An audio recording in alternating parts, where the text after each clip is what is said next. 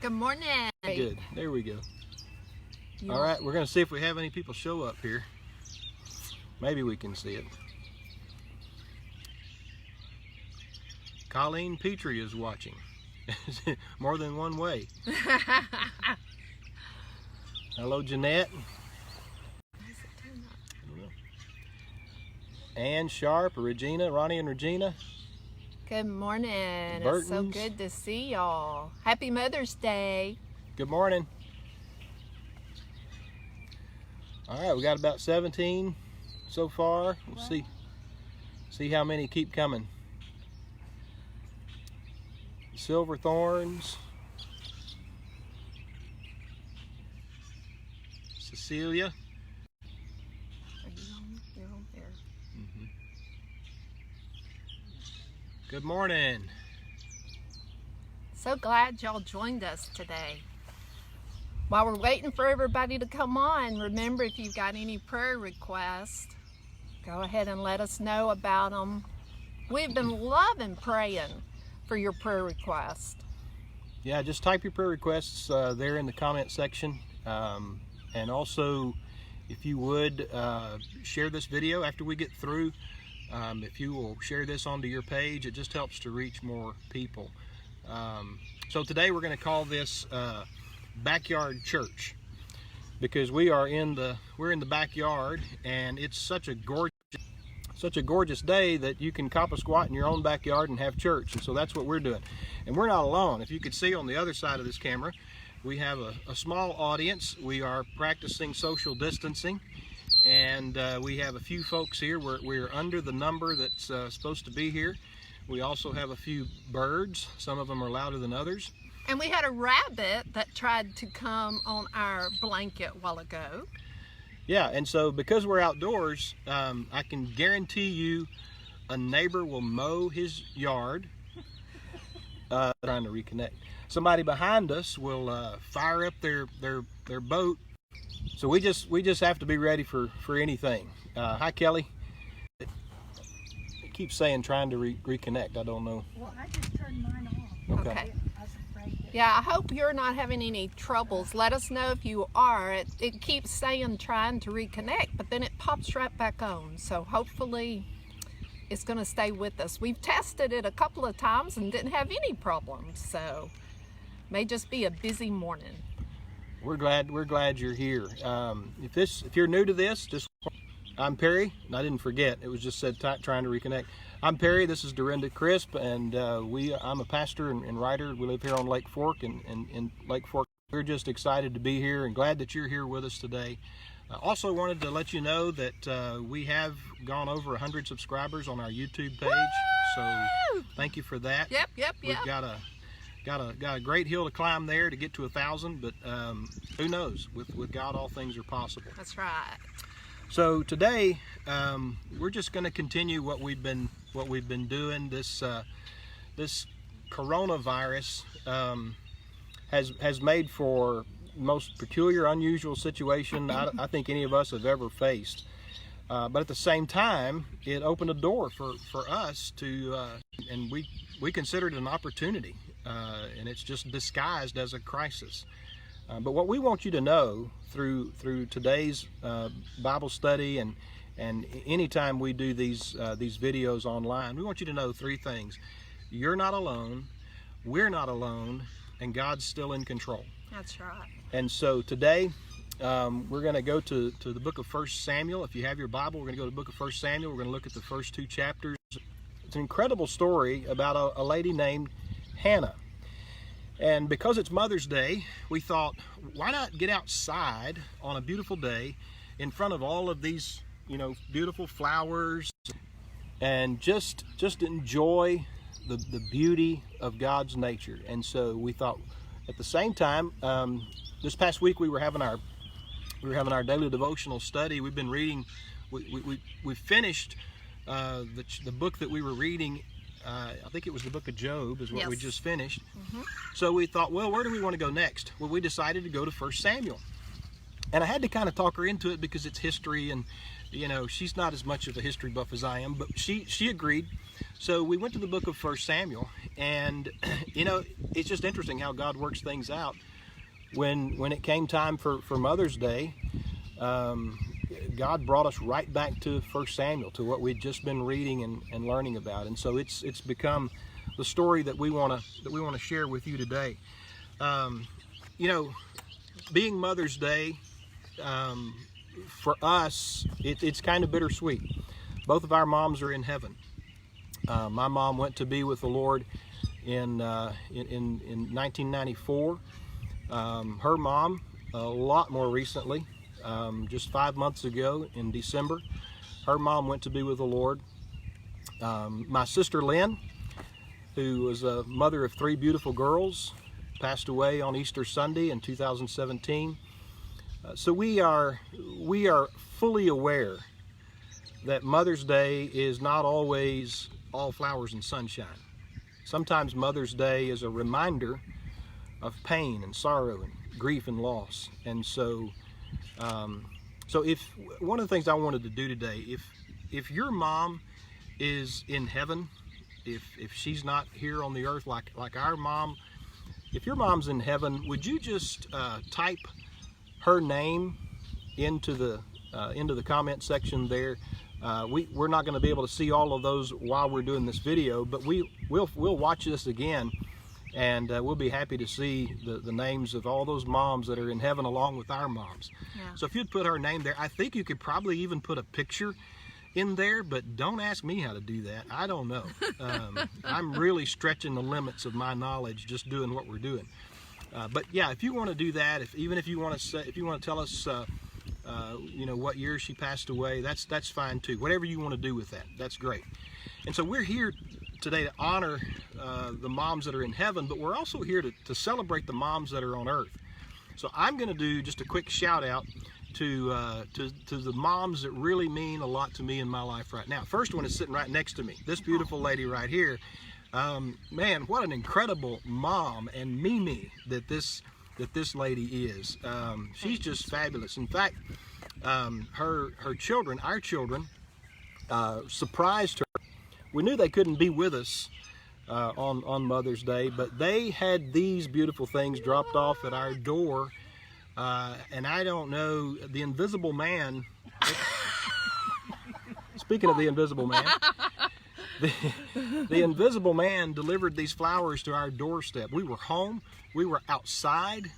I don't know how they slipped up and dropped those flowers on the doorstep, but we sure thank AJ and Tori for honoring their amazing mother in that way.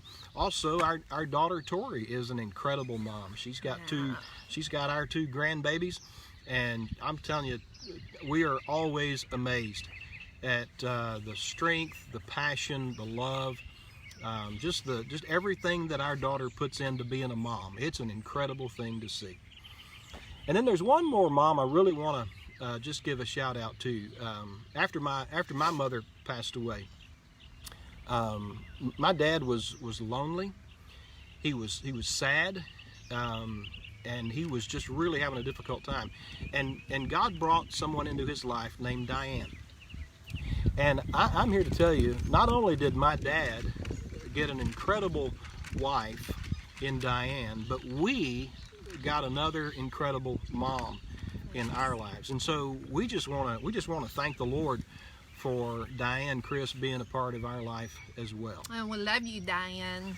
You So- are a special blessing. Hey, I've got one thing I want to say too. If your mom is in heaven and you're gonna put her name or a picture, give us one word. I know that's hard. One word that just kind of describes what your mom was for you. That's tough. I'm trying to think of just one word that describes my mom, and all I can think of is just she was just sweet, and that's what my memory of her is. So yeah, if you would do that. My love. All right, so getting into the story of Hannah, story together, and getting into the story of Hannah, we can break it up into 3 parts of the story. The first part of Hannah's story, and I put the outline on my Facebook page for those of you who like to take notes. So the first part of the story is a troubled home. A troubled home. Doesn't take long to find. You get 5 words in to the second verse, and you find out quickly this was a troubled home. 5 words into the second, it tells us that Elkanah had 2 wives. Bad idea. Bad idea. Dorinda and I do a lot of marriage retreats and that sort of thing, and we have what we call marriage math. Yeah. Marriage math goes like this, and I never was good at regular math, but I understand marriage math. Marriage math goes like this: 1 plus 1 equals 1. What that means is one man, this is the way God designed it, 1 man plus 1 woman equals the perfect union. The 2 somehow miraculously become 1. Yeah. And so that's the correct equation. What was happening in this house with Elkanah was that he had the wrong equation. He had 1 plus 2. And you know what 1 plus 2 equals? Disaster. I mean, disaster. Can you imagine? I mean, one spouse is tough enough, right? Hey, easy, Sorry there. easy. Well, just think about it. I mean, how could a man keep 2 women happy? There's no way a man could keep 2 women happy, and 2 mothers-in-law. That. So as we continue on in the story, the first wife that is mentioned is Penina or Penina. I'm not really sure how to say her name, so I'm just going to call her Penny. Because I'm going to call her Penny, I know we have a Penny that's listening. It's not you, so don't be offended. But the first one's name is Penny. Penny and Hannah are these 2 wives to the same husband. And I'm telling you, this really plays into these 2 ladies. Because Penny, like a rabbit, she was able to pop out babies all she wanted to. Hannah, all she could do was lay an egg. 0. She couldn't have any children. And so this became a competitive situation. She was keeping score. She was really just the other woman in the house. And so this wrong equation in this troubled home, some wrong attitudes. Let me read to you from verse 5. But to Hannah he would give a double portion, for he loved Hannah. All right, so here's the situation. Elkanah, the husband, was playing favorites. And the illustration that's given there is that when they would go to the temple and he would give Penny and her kids an offering to take to the temple, and then he would give Hannah an offering to take to the temple. But what he would do is he would give Penny and her kids a certain amount, and then whatever that amount was, he would double it for Hannah. And it says why he did it: because he loved her. So just imagine, let's just imagine you're a twin and you're going to church, and your dad reaches into his pocket and he gives your twin brother a $1 bill to put in the offering plate, and then he gives you a penny to put in the offering plate. That's playing favorites, and that's never a good situation. So because of all of this trauma in the family, Penny continually provoked Hannah. Hannah was humiliated. She was miserable. She was crying all the time. She had no appetite. What does that sound like to you? It sounds like signs and symptoms of depression. And sure enough, as I read in verse, when she went up to the house of the Lord, that she, Penny, provoked her, Hannah, therefore she will eat. So you got all of this stuff going on in this troubled home. And then, guess what? Elkanah's not through. Not only do they have the wrong equation and the wrong attitudes, he pours onto the wrong attitude through his jealousy. He comes into the room. He sees Hannah crying. He can tell that she won't eat. She's unhappy. And so he pulls this jealousy card on her. He says to her, am I not better to you than 10 sons?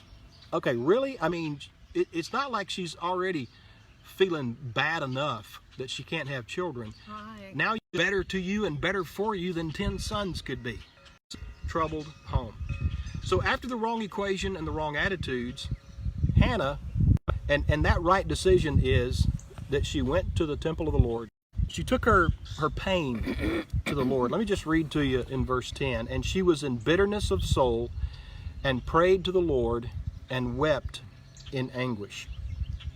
It says that she was in anguish, that she took her. I just want to make a point here that you can talk to God when you're angry. Come to Him in prayer. All He wants from you is honesty. Just be honest. Just pour your heart out. He can handle it. He's a big God. He can handle it. And He wants you. He wants me. He wants all of us to be honest. And so she does. She comes to God honestly in prayer. And then she makes a vow, or like a covenant. And there are different types of covenants in the Bible. But basically what she tried to do was she tried to say, God, I want to play let's make a deal with you. And so let me just tell you right now, God doesn't play that game very often. You won't find it in the Bible hardly at all. Because God is God, He's the one who usually initiates covenants. He's the one who usually says, I will do this for you if you'll do this, this, and this. But rarely do people look at God and say, all right, God, now I'm going to make a deal with you that you can't pass up. I'm going to do this for you if you'll do that for me. And we know that people bargain with God all the time. Typically, it doesn't work. But because this was part of God's plan, God, in her prayer, she asked the Lord to see her anguish, she asked the Lord to remember her, and then she asked the Lord to give her a son. And then she said, if you'll give me a son, I'll give him back to you. He'll become a servant of God his entire life. And so that's the deal that she made with God. So this takes us to the second section of the story, and Dorinda's going to be part of the story with you at this time. So remember, a troubled home. So number 2. A treasured gift. Wow, can you believe the troubled home? Man, I wouldn't want to live in that kind of situation. But let's look a little bit at a treasured gift. You know, in spite of all the troubles and obstacles that Hannah faced, Hannah never gave up hope. Wow, that speaks a lot to us. She never gave up hope after all that she went through. And you know, Hannah took her heaviest burden to God in prayer. She went to the temple.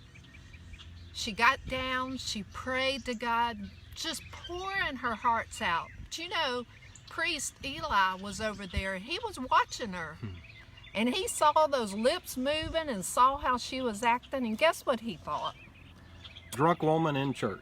Drunk woman in church. Oh my goodness. Can you imagine? Here this woman is just giving everything to God. She is pouring out her heart and her soul to God. And the priest comes over and kind of says, ma'am, have you got something going on here? Are you a little too much wine? Wow. What devastation that must have been. But you know what happened? As Hannah started sharing with the priest Eli, she started sharing about the broken pieces of her heart. She was sharing with this priest. And you know, God gave him a message of hope straight from God that he gave to her. Let's look at that in verse 17. Verse 17, it says, Then Eli answered and said, Go in peace, and the God of Israel grant your ask of him. Wow. Imagine that.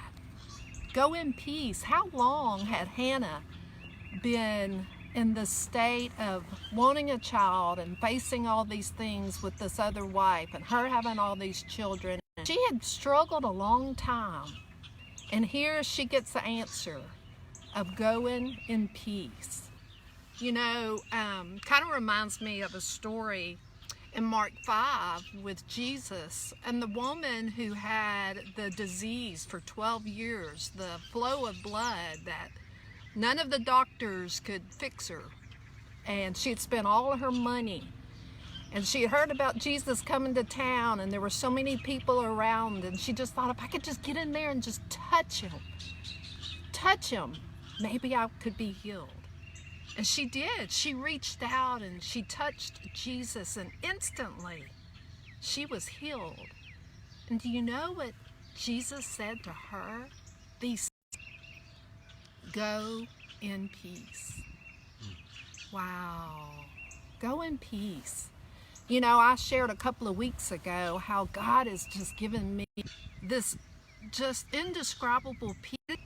How God, if you ask Him, if you get down, you cry, you beg, whatever you're going through, just ask God and He can give you that peace. Happened with Hannah that changed everything. You know, here she was in this hopeless situation of continual chaos, and she got this new, fresh perspective of peace and hope. Look at verse 18.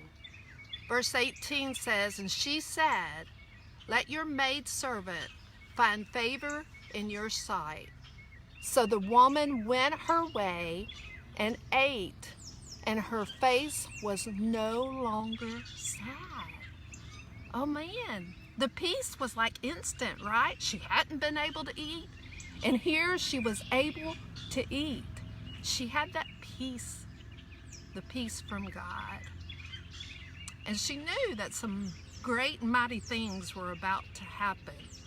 So we go to the next morning, and if you look at verse 19, it says, "Then they rose early in the morning and worshiped before the Lord. And they returned and came to their house in Ramah. And Elkanah knew Hannah, his wife, and the Lord remembered." So they get up the next morning, they get dressed, they go to church, they go worship the Father, they come home, probably eat a little more, and then they have some, we'll just say some quality time, right? They had some quality time. Might be kids watching. Let's keep this. Yes, we'll say some quality time. Might be some people with a heart condition watching, so we'll keep this. Quality time together. But you know what I mean? Remember now, go in peace. There's a promise that's going to be fulfilled here. Well, look again at this verse. There's two things I want you to notice in verse 19. The first one is the location of the home. Where did they live? They lived in Ramah. And I'm not going to go into that because Perry's going to. The second thing I want you to notice here is it is stated the Lord remembered her. Wow, that is awesome. The Almighty God of heaven and earth, the creator of this beautiful universe, the Lord over the angels, the sovereign ruler of everything and everyone, that Lord, our Father, remembered Hannah. Wow, is that not awesome? Do you know He remembered? Do you know He remembers you? Doesn't that speak volumes to you? He knows you. He hasn't forgotten about you. He hasn't cast you aside or given up on you. He isn't pissed. He remembers you. You are on His mind. Wow, you know, we're on God's mind. It's because, amazing. we're His children. He loves us. He remembers us. He tells us about this treasured gift in Hannah's story. This is one of those verses I've been waiting to get to. Let's look at it. "So it came to pass in the process of time, and bore a son, and called his name Samuel, saying, because I've asked for him from the Lord." Wow, this is the birth announcement. Here we have joy. Can you imagine, while she was in the deepest, darkest moments of her life, she prayed, she cried, she cried out. She promised God that she would even give her son back to God if he would allow her to have the son. And here we are, the days arrived, she's delivered. She's got that beautiful baby boy in her arms. Oh my goodness. Mother's Day. It's Mother's Day. I could sit here all day. Yeah.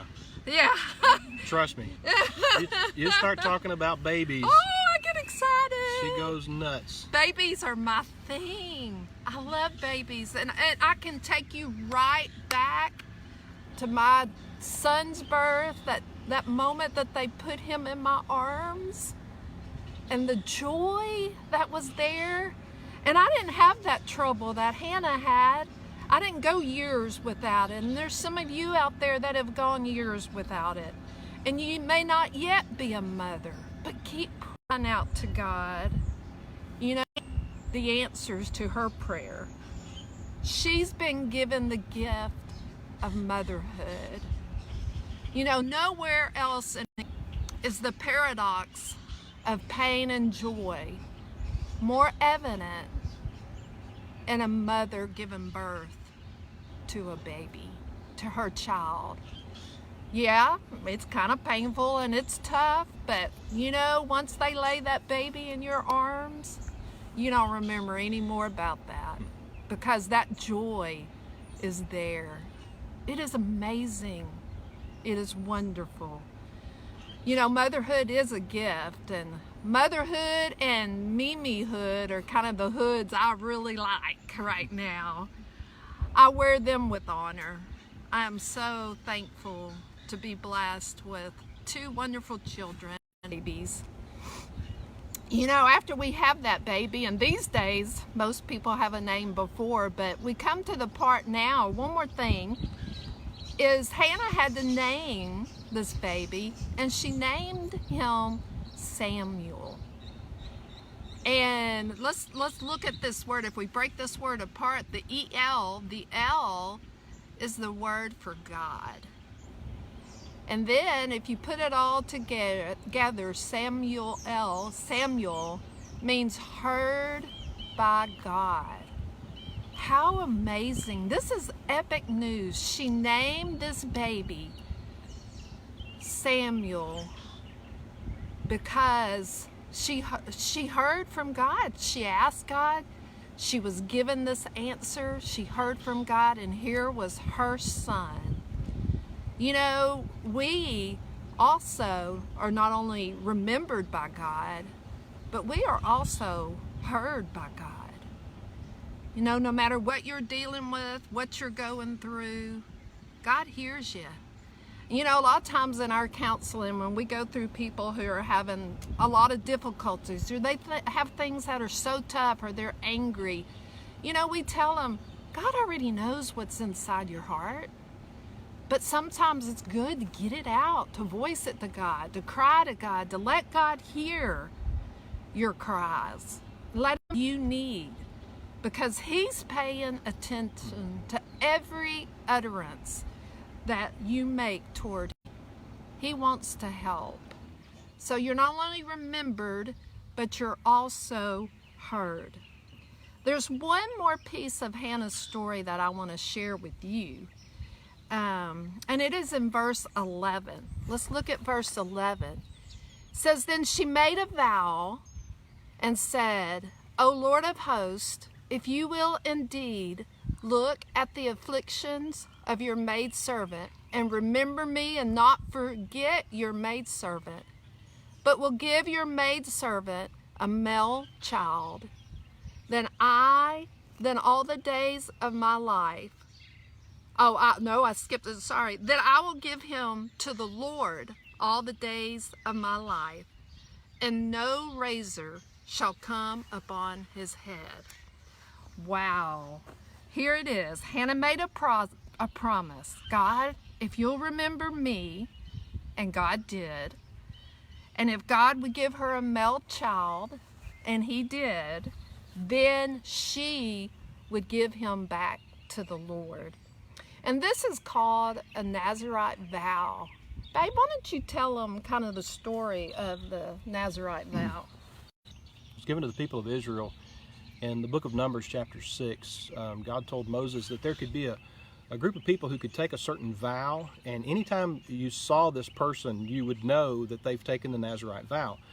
So basically, this was somebody who was set apart and was to be kind of a living visual example of what it means to surrender your life to the Lord.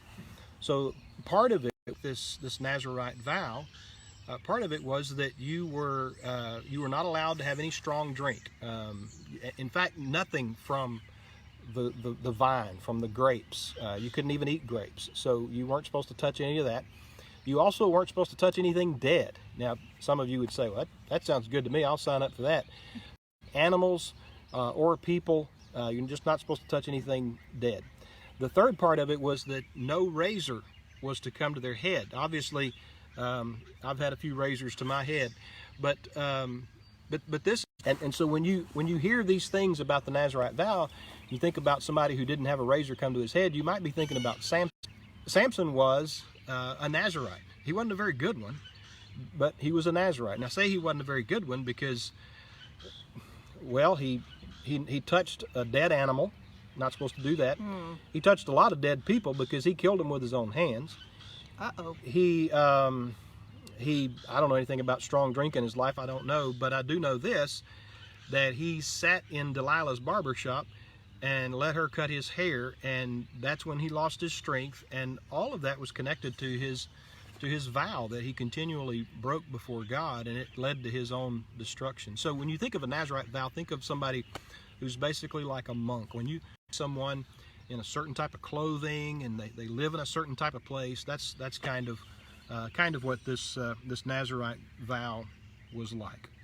So wow, Hannah took this vow for her son and pledged him to belong to the Lord for his whole life. Man, that was quite a promise for a mom to make, especially for a mom who had waited so long to have a baby, and then she's gonna give him up. Oh man, can you imagine? I mean, me being a mom, I can't even imagine how hard that would be to make this promise and then to fulfill this promise. You know, I know what it's like to hold a baby in my arms and to take care of it and to feed it and to make sure everything is okay with it. But I couldn't even imagine giving it away to somebody else. But you know what? Hannah kept her word. You know, promises are easy to make, but sometimes they're really hard to keep, aren't they? But she kept her word. Let's look at verse 28. 28 says, "Therefore, I also Have lent him to the Lord. Have lent him to the Lord. As long as he lives, he shall be lent to the Lord." So they worshiped the Lord there. Wow. So here they are, worshiping the Lord. And in that time, in chapter 2, it records a song or a prayer that Hannah said as they were there worshiping with the Lord. And then guess what? Her and her husband left Samuel there with Eli the priest, and they went home to Ramah. Wow. Can you imagine? But you know, this is an incredible example for us as moms, as parents, as grandparents. The best thing that we can do for our children and our grandchildren is to give them to God. Just give them to God, because He's the best hands to put them in, right? You know, this reminds me of a story about this guy right here. Teenage years, he wasn't really a good guy, you know. He got involved in a lot of things. He knew better, and he shouldn't have. And one time he asked his dad, he's like, "Dad, Did you know the bad stuff Perry was doing? His dad laughed and said, "Of course we knew." And then Perry asked his dad, "What'd you ask your dad?" I was blown away that he knew some of the stuff I was doing. And I said, "How in the world did you not panic when you would see me leave the house and you would know some of the things that I was doing? How did you not freak out over knowing what I was doing and just letting me walk out of the house? How did you just not panic?" You know what? I can hear Perry's dad. I can hear his dad right now saying, "Son, when you were born, your mother and I put you in God's hands. You were in, and we knew that his hands were the best hands to be in." Wow. You know, the same is true for your family. Put your family in God's hands. You know, we did. We put our son and our daughter, when they were babies, we committed them to God. And to this day right now, they are two of the most amazing kids. Have we had problems? Yeah, we've had some problems. A few. A few, but we all do. Not many. We have to live in this world. But they are two amazing kids. And then we have two amazing granddaughters that God has blessed us with. And we as grandparents also have turned them over to God. And we continue praying for them because God's hands are the best hands to put our children and our grandchildren. We've learned today of this treasured gift and how she gave him back to the Lord. Let's see what our third point is. Third part of the story is a timeless prayer. Dorinda mentioned chapter 2 talks about this song or this prayer. Whether it was a song or not, it's definitely a prayer, and it's an incredible prayer. She starts with a tribute of praise. Let me just read to you chapter 2, verse 1 and 2. Hannah prayed and said, "My heart rejoices in the Lord. My horn is exalted in the Lord. I smile at my enemies because I rejoice in your salvation." Now think, this is the same woman who was weeping and depressed and, just in an awful state all the time. Now she is smiling at everybody and she's happy and she's a tribute of praise. Verse 2, "No one is holy like the Lord, for there is none beside you, nor is there any rock like our God." I understand why Hannah was full of joy in this song or in this prayer that she was praying, because God gave her that incredible gift of a child. But when I read that prayer, I think about the incredible gift God gave me through his son Jesus on the cross. God loved me so much that he loved us so much that he gave his son Jesus to die on the cross for us. And he didn't ask us to clean up our act and become perfect. He gave his perfect son to die on the cross in our place to pay for our sins. Amen. So that everyone who would believe in Jesus by faith would have eternal life. We would have our sins forgiven. So when I read these verses, I know she's talking about how God gave her a son. I'm talking about how God gave me his son, Jesus Christ. And so I go straight to the cross when I see this. And so I love that connects me to the joy that I have over being saved, being set free, being forgiven, being given a second chance, a third chance, however many chances that I've had and will continue to have. It's just this new life, this new beginning in Christ. And so I get her joy for her reasons, but I got my own joy for my reasons too on this side of the cross. So as you look at the rest of her prayer, after her tribute of praise, I think I've already kind of referenced this, but man, her tone changes. She's getting a little brave. You remember how Penny was always picking on her? Well, you didn't have to say "penny for your thoughts" to Hannah. She was doling them out for free. I mean, look what she says in verse 3, and I know who she had in mind. She had Penny in mind when she said this part. "Talk no more so very proudly. Let no arrogance come from your mouth. For the Lord is the God of knowledge, and by him actions are weighed." Look at verse 4. "The bows of the mighty men are broken, and those who stumbled are girded with strength." So she's pointing to pride's outcome. So there's the tribute of praise, and then there's pride's outcome. Yes, toward the other lady in the house, but for all of us, we need to really understand that pride leads us into some destructive places, and we just need to be aware of that. The next verse, verse 5, talks about poverty's hope. Themselves out for bread, and the hungry have ceased to hunger. In other words, whatever you're going through, there's always hope. Whatever poverty you might be in, you need to realize that with God, there's always this hope. The next verse is one of my favorite because I really see a prophetic tone here. Listen to this verse. The Lord kills and makes alive. He brings down to the grave and then brings up. What does that sound like to you?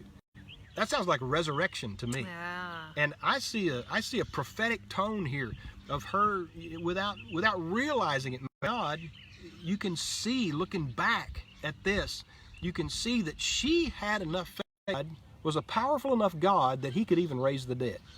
And that's an incredible prophetic tone here. And she also predicted that she would have 7 children.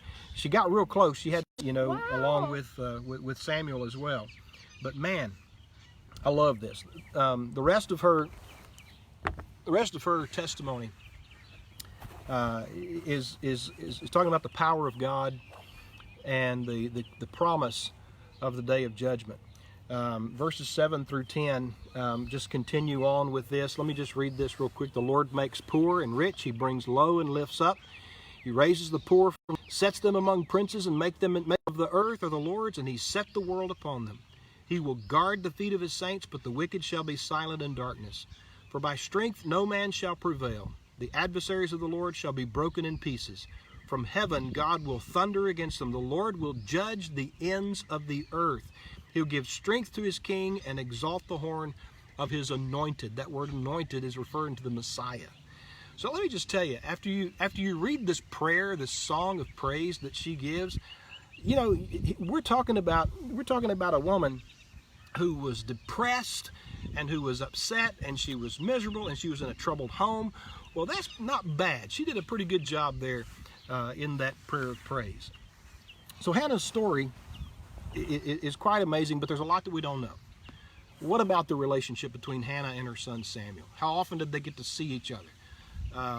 Did Samuel have any feelings of abandonment or any issues getting over the fact that he was born and then placed to live with this priest Eli and his 2 awful sons, Hophni and Phinehas? Did he kind of resent her? We don't know a lot of that. But here's what we do know. We do know that every year Hannah made a little outfit for her son Samuel. And every year when they would go to worship the Lord and offer sacrifices, they would go there. She would get to see her son every year. She would always make him this little outfit. She would dress him up like a little tiny priest, like a little version of a little mini me of Eli.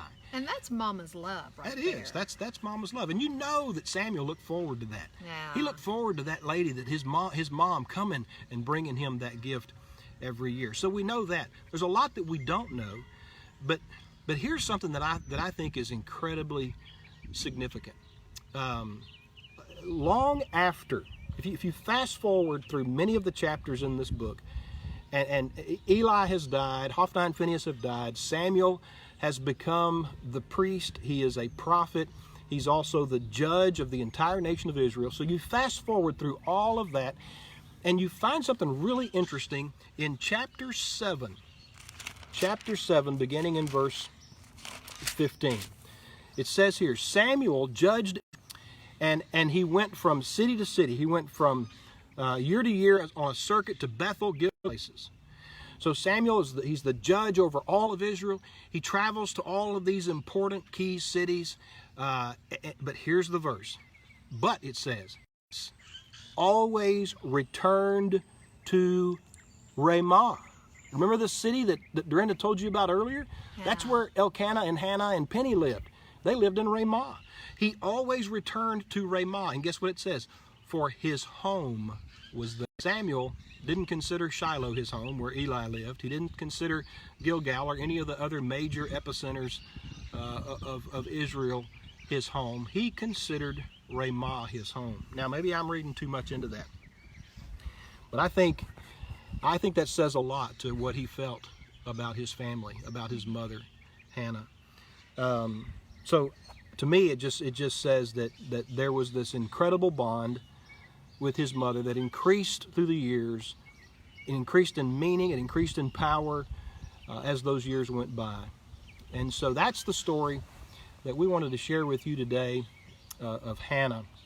Moms, and the point of this story is that moms have made an incredible difference and still make an incredible difference in people's lives. I'm thankful for my mom. I'm thankful for the pieces of who I am that were put into me by her, that God used her in a special way to make me partly of who I am. And I'm so thankful for that. I hope you are too. And I hope you'll enjoy this Mother's Day. And we just want to wish you guys a happy Mother's Day. Tell you we love you. I know that the signal has come in and out. It's gone in and out. We're not sure why. We did a test run and it worked fine. But you know, the devil is the prince of the power of the air, and he likes to mess with stuff. So yeah. I know it's been frustrating for some of you because it would come on and off. That's okay. We'll put this back on there, and there may be a few little blips here or there, but still, hopefully, this message will get out. Happy Mother's Day. Happy Mother's Day. And, you know, this being my first year without my mother, Mom, I love you dearly. I know you're in heaven, and you're doing, I know you are, oh my goodness, just well and praising Jesus and with your family. And for all those others, I've heard from others who's, you know, knowing this is a tough time. Just remember all the treasurable moments with your mom today.